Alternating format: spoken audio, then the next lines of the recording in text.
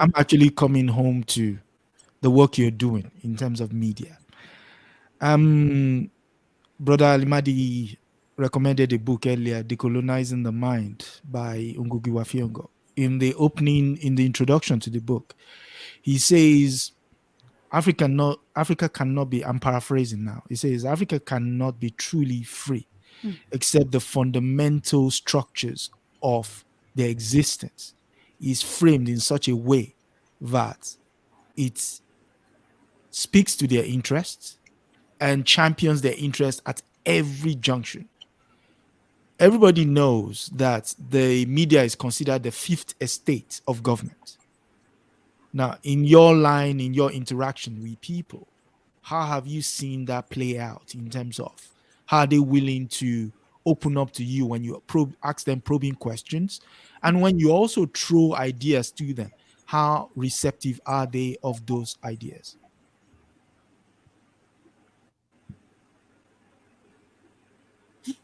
So the question is for me or Milton? Yeah, I think it's for you, brother. It's for you, brother. Okay. Just repeat again. I said it was a bit cut. Okay. So Ngugi wa Thiong'o in his book, I'm paraphrasing now, says the idea of cultural independence is based on certain fundamentals, and those fundamentals must work towards the achievement of the African goals, the African ideals. Now, I'm saying the media being one arm considered the fourth estate. How is it that in your line of work, have you encountered pushbacks? If not, how are they more receptive to the idea of things cannot be done as it used to be done, in the sense of passing information across? Okay, so first, even with Ngugi wa Thiong'o, so like I always like him because he does what he preaches, right? So recently he won some prestigious book award, and he accepted it in Kikuyu, right? I'm sure nobody there even understood what he was saying, but like he was like, why should we have to speak your language? And we also have ours, right? You know, so small things like that really matter. So if can you imagine every athlete in in the Olympics spoke the language, you know, then have these media organizations would have to adapt and have a Swahili translator, have a Hausa translator, have a you get, because right now in those press conferences, in those things where media is involved, I'm sure they've got a French translator, right? They've got a Spanish translator, like Russian, Chinese, right? But there's never an African translator, because Africans mostly give in, right? So going to the media was like solidly had this thing in the bag, right? It was controlling the narrative before, because communications was like communication always evolves, right? So before, communication was one to many, right? Where like one person would dictate the many, where a king would write a decree, right? You know, but then this is what is needed of you, or this is what we are like, this is the harvest, right? One source of information was going to many, right? Then because of televised, right? So it was many to many, right? Where like the CNNs, the BBC, Al Jazeera's, France 24 would reach many people like all at once, right? But now with the age of social media, it's now one to many, where like as the king, now everybody has that power of a king, where that power for one person reaching to like a whole country or a whole kingdom, everybody has that, right? So if everybody recognizes the power that they have these days, like I think some social media influencers are more relevant than even world leaders. Yes. Yeah, somebody like a good example. Think like Ronaldo. If Ronaldo has a message like of peace or what, it's more relevant for him to share it than a president of a country like Uzbekistan, or you know, right? Like who has the reach?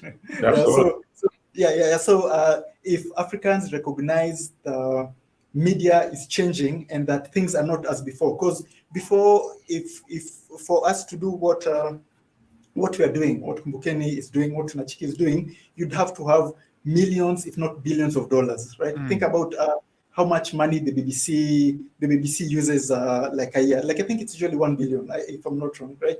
The BBC, like it's I think it's funded by the taxpayers, right? Yes, it is. Yes, it is. Yeah, it's funded by the taxpayers. So can you imagine if everybody, before you could share your message, you'd have to have 1 billion, right? That was back then in the 60s and 70s, and we had no power to fight back. If the BBCs and the CNNs, they say Africans are just starving people, poor people, they're uneducated people, that was final, because there was no way of fighting back, like physically, there was no way of fighting back, right? Yeah. Because they were editing, controlling the message, controlling the narrative, controlling how people see Africa.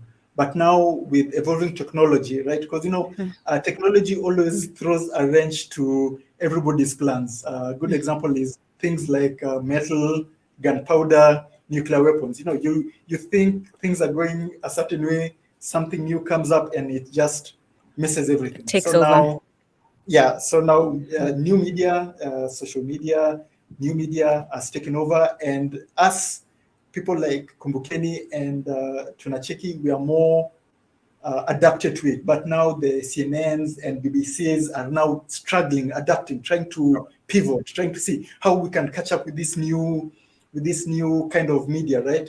And most of them are closing. So many are closing. If you don't know, like a lot of journalists, especially like in Kenya recently, like one of the largest media organization, right? And let me tell you a funny story. Like one of the largest media organization has not paid its employees, I think, since November, right? Oh Lord. Yeah. It did a major another one, right? Another one did a major layoff, right? And then recently, my mom called me. Then she was telling me that she read in the newspaper, like it's called Nation newspaper.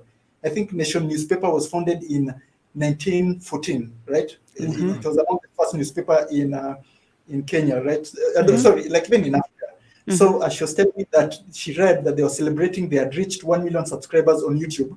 Then she was confused. She was like, "But you told me you had 1 million subscribers on your channel." So she was like, why would these guys with so much money, so much funding, so much, like thousands of employees, achieve what you and your small team of 3-4 people did in 6 years? Then they've been there for more than 100 years, right? Exactly. So that's what I'm saying. Us, we are more adapted to this new media, this new form of communications, right? Because we never had the privilege of, it's so easy if a journalist wants to reach another like a million people, it's as simple as him going to the editor, the editor approving the article. It was no effort on us, it was no effort on them, right? Because they had the platform. So now think about it, the power those journalists has, now it's been given to everybody. So now they're competing on a equal basis, which is very hard. Like it's easy for us because we've grown up with this, and it's hard for them because they're finding it hard to adapt to what we have.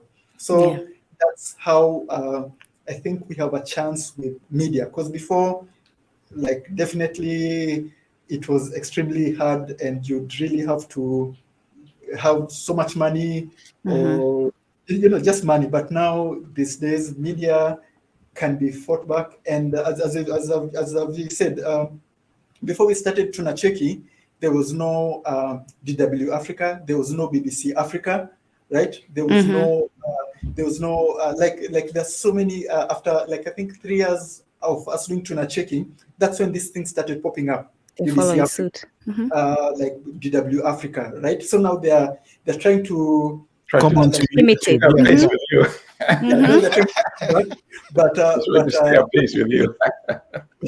but I think the train has already I've set already course. left the station. It has. Because as much as they are the BBC Africa right now, they have a YouTube channel, there are like I think there are thousands of Tunachikis, there are thousands of Kumbukenis. There are so many African YouTube channels doing what we do. Like even if something happens, like a good example was there was this racist event in South Africa where there's Yes, this swimming pool. awards only pool, right?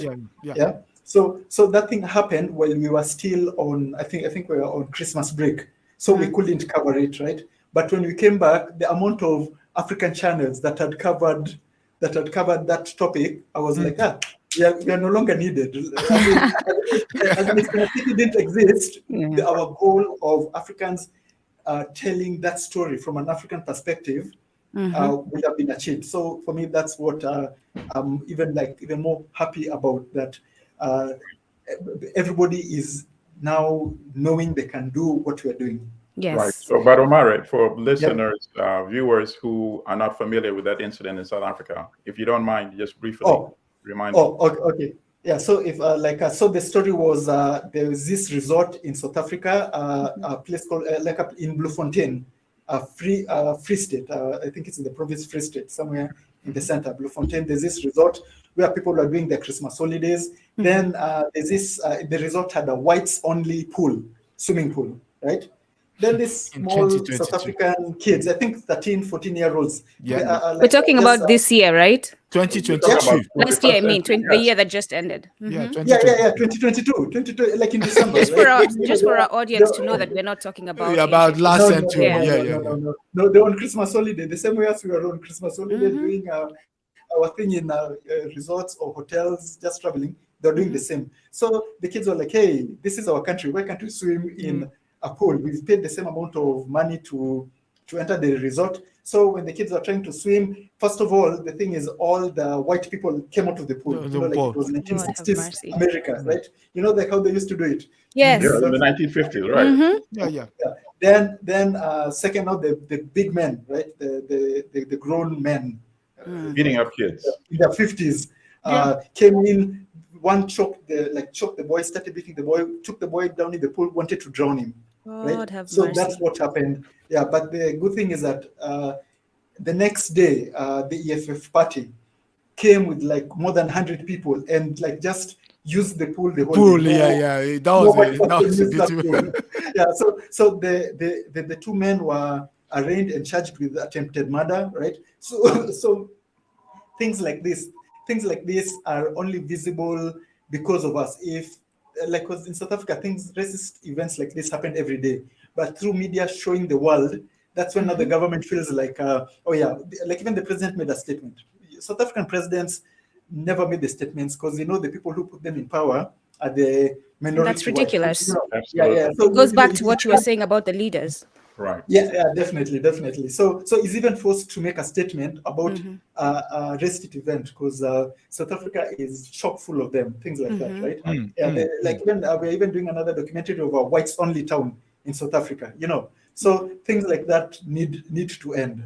So Yes. So by that's the way, the now, president Ramaphosa is too busy stitching $4 million into his software. He doesn't have time. Definitely. And think about the people they put in power: the Ramaphosa, the Zumas. Like those are people who, for a certain amount of money, they can just do what you want. Those are corporate politicians. Our call of action to those leaders is to wake up and stop putting yourself before your people. As you spoke,